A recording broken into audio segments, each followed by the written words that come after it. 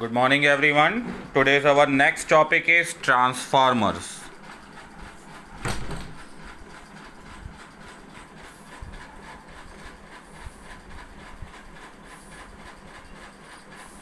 So, what is transformer? So, first of all, the definition of transformer, it is a device used for changing the form of electrical energy.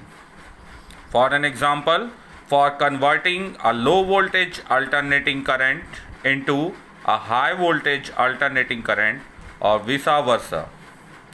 When the voltage is raised, the transformer is called a step up transformer, and when the voltage is lowered, it is called a step down transformer. It is working on the principle of mutual induction. It means when the magnitude of the current linked with one circuit changes, and induced EMF is generated in the neighboring circuit. Okay, so first of all, the construction. तो construction के लिए देखिए, यहाँ पे मैं दो आपके figure form कर रहा हूँ, दोनों को ध्यान से देखिएगा। यहाँ पर आपने एक कोर बना रखी है इस टाइप की, ठीक है। इस कोर पे आपने एक कॉइल रैप करी हुई है, और इस कोर पे आपने एक दूसरी कॉइल रैप करी हुई है।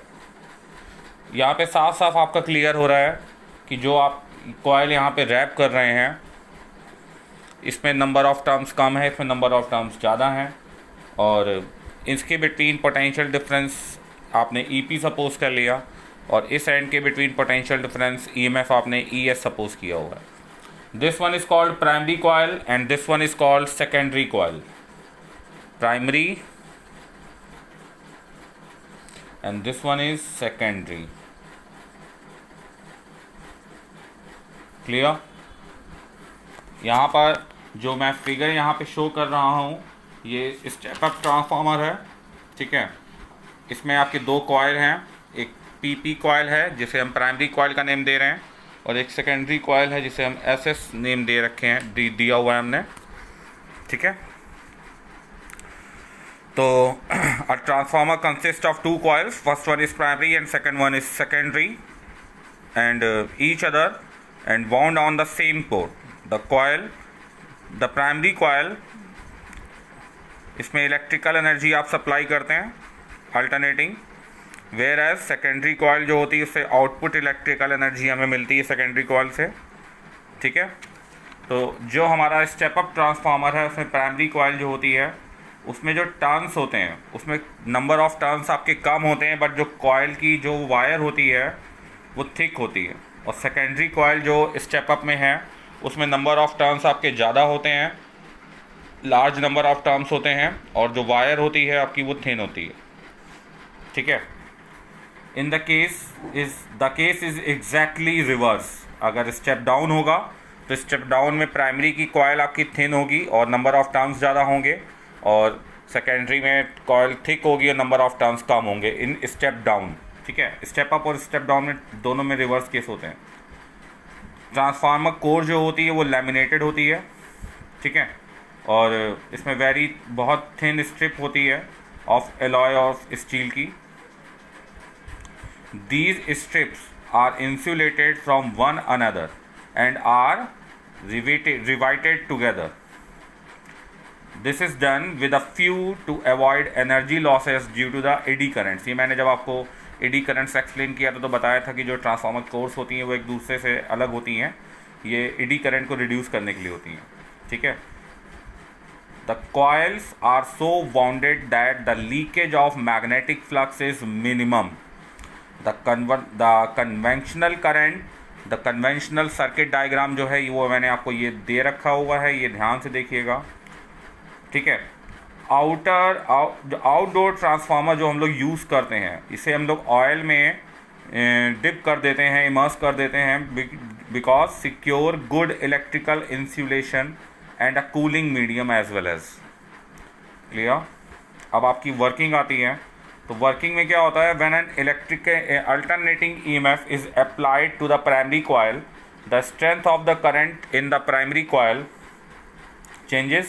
Consequently, the magnitude flux linked with the core of the transformer undergoes the change. ठीक है, this results in an induced EMF in the primary as well as secondary coil. If we assume that there is no loss of magnetic flux, the induced EMF in the primary coil must be equal to the induced alternating EMF applied to it. यहाँ पे जो induced EMF primary में generate होगा वो alternating EMF जो यहाँ पे आप सोर्स से भेजेंगे उसके इक्वल होगा, अगर हम ये सपोज कर लें कि यहाँ पर कोई भी एनर्जी लॉस नहीं हो रहा है. सो इसमें लेट कर लीजिए ईपी इज अल्टरनेटिंग ईएमएफ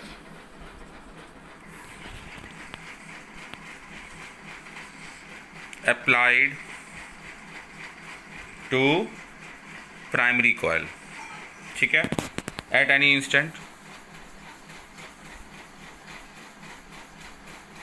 किसी इंस्टेंट पे हमने प्राइमरी कॉइल पे ये किया हुआ है, तो यही इंड्यूस्ड यहाँ पे होगा. अगर यहाँ पे एनर्जी लॉस नहीं हो रहा है तो same induced EMF primary coil में आ जाएगा.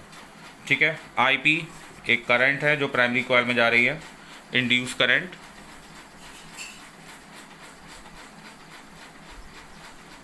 इन प्राइमरी कॉइल. ठीक है, NP number of turns in primary coil. ठीक है, सो सबसे पहले आप क्या निकालेंगे, d∅/dt चेंज इन फ्लक्स. ठीक है, इन फर्स्ट कॉइल. तो यहाँ पे आपने फॉर्मूला पढ़ा हुआ है कि EP is equal to minus NP d∅/dt. Equation first, since it is assumed that there is no leakage of magnetic flux, the rate of change of magnetic flux through each turn of the secondary coil must also be in the same d∅/dt. Her turn से same जाएगा. Similarly अब आप secondary में अगर आप बात करते हैं तो सेकेंडरी में नंबर ऑफ टर्न्स आप NS से शो करते हैं. Number of turns in secondary coil. ठीक है, ES induced EMF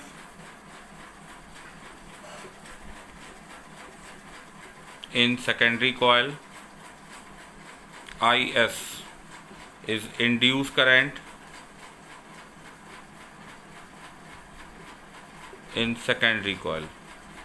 ठीक है, तो ES की वैल्यू क्या हो जाएगी, minus NS d∅/dt. Equation second, अगर आप दोनों को डिवाइड कर लें तो ES अपॉन EP फाइनली भी हम लोग को मिलेगा NS अपॉन NP. ठीक है, so induced EMF in secondary coil, ratio between the induced EMF in secondary coil to the induced EMF in primary coil is equal to the ratio between the terms in secondary and primary, and this is called another constant, one constant K, which is called transformer constant. K is called transformation ratio. Transformation ratio. Clear? तो for step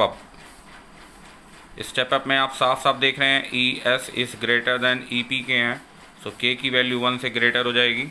और step down में just opposite होता है. Step down transformer में EP is greater than ES होता है, तो K is less than 1 हो जाएगा. ठीक है, यहाँ तक पॉइंट आपको क्लियर है. अब इस पॉइंट के बाद हम लोग इलेक्ट्रिकल एनर्जी की बात करेंगे ट्रांसफार्मर में, तो ज़रा से ध्यान से देखिएगा. तो अगर हम ये मान के चलें कि कोई भी लॉस नहीं हो रहा है, it means energy supply to the primary coil per second, it means electrical power, input electrical power. तो क्या होगी, input electrical power formula EP into IP, power का formula P is equal to VI होता है. और output electrical power क्या हो जाएगी, ES इंटू IS. ठीक है, according to law of conservation of energy in case of an ideal transformer, for an ideal transformer input and output energies जो power होती हैं वो सेम होती हैं. E S into I S is equal to E P into I P. So from here E S upon E P is equal to IP upon IS. If सब clear है कि if E increases, if ES increases, IS decreases and vice versa. Thus, when output voltage is large, the current in output is small. Whatever we gain the voltage, we stand to lose that much in current. Clear? तो ये आपके transformer के case होते हैं. Transformer में energy loss का case होता है, एनर्जी का केस होता है. अब इसके यूजेस आते हैं. तो transformers are use to step up और step down AC voltage. This is a must for long distance transmission, okay, of electrical energy. At the generating station, suppose that the voltage is raised at as high as 1 lakh, 1,20,000, 1,32,000, 1,40,000 volt. A transformer reduces the current and hence the loss of energy in the form of heat. Okay. Moreover, as the current is small, thin wires can be used as the line wires, saving thereby the cost of the material at the receiving or distributing stations. Okay, the voltage is stepped down to 220 volt in 2 stages. Clear? Second use, these are used in induction furnace. Another use, a step down transformer is also used for welding. There are some important these are some important uses of transformer. ठीक है, तो transformer में energy loss भी होते हैं. इसको बहुत ध्यान से देखिएगा, एनर्जी लॉस सुनिएगा. ट्रांसफार्मर में एनर्जी लॉस 4 टाइप्स के होते हैं. एक होता है कॉपर लॉस, एक होता है आयरन लॉस, एक होता है हिस्टेरेसिस लॉस एंड एक आपका लॉस होता है last leakage of magnetic flux. ठीक है, तो 4 टाइप के लॉसेस होते हैं. जो कॉपर लॉस है वो क्या है? This is the energy lost in the form of heat in the primary and secondary coils of copper when current passes through them. This loss can be minimized by using thick copper wire for the primary and secondary winding. इसको आप ऐसे दूर कर सकते हैं. Second, iron loss. This is the energy wasted as heat due to the formation of ED currents in the iron core of the transformer. This loss is also called the ED current loss. To reduce this loss, the core is made of laminated sheets of soft iron insulated from each other. Next one, hysteresis loss. This is due to the iron core undergoing repeated cycles of magnetization and demagnetization. When alternating EMF is applied to the primary, this loss can be reduced to a minimum by selecting the material for the core. Different type के materials की qualities में different parts आते हैं. जैसे कोई material जल्दी magnetise हो जाता है, कोई जल्दी से डीमैग्नेटाइज हो जाता है, कोई मैग्नेटाइज जल्दी नहीं होता बट डीमैग्नेटाइज जल्दी हो जाता है, कोई जल्दी से मैग्नेटाइज तो हो जाता है पर डीमैग्नेटाइज देर से होता है. तो इससे हमारा इस इफ़ेक्ट को हम लोग हिस्टेरेसिस इफ़ेक्ट बोलते हैं. ये मैग्नेटिक मटेरियल में हम लोग डिस्कस करेंगे बाद में. तो ऐसे मटेरियल लेते हैं जिसमें हिस्टेरेसिस इफ़ेक्ट मिनिमम हो, तो आप इस लॉस को मिनिमम कर सकते हैं मटेरियल को चूज़ करने पे. लीकेज ऑफ मैग्नेटिक फ्लक्स आपका लास्ट लॉस है. Due to the imperfect insulation and winding, some of the magnetic flux leaks out. Okay, so the amount of magnetic flux linked with secondary is therefore less than the link with the primary. Hence, there is loss of energy. It can be reduced by winding the primary and secondary coils over one another. क्योंकि अगर आप एक दूसरे के ऊपर से rap नहीं करते हैं तो वहाँ पे प्राइमरी कॉइल में जो हमारी फ्लक्स होगी वो ज़्यादा अमाउंट में होगी, बट सेकेंडरी में जो फ्लक्स होगी उसका अमाउंट थोड़ा कम हो जाएगा. ठीक है, तो इस तरह तो आप एक दूसरे पे अगर आप प्राइमरी और सेकेंडरी को बाउंड कर देंगे तो ये लॉस हमारा मिनिमाइज हो सकता है. सो ये ट्रांसफार्मर और ट्रांसफार्मर के यूजेस और उसमें जो एनर्जी लॉस होती हैं उसका एक्सप्लेनेशन था. आई होप कि ये समझ में आया होगा आपको. अभी भी अगर कोई डाउट है तो आप मुझे कमेंट कर सकते हैं. Then good bye.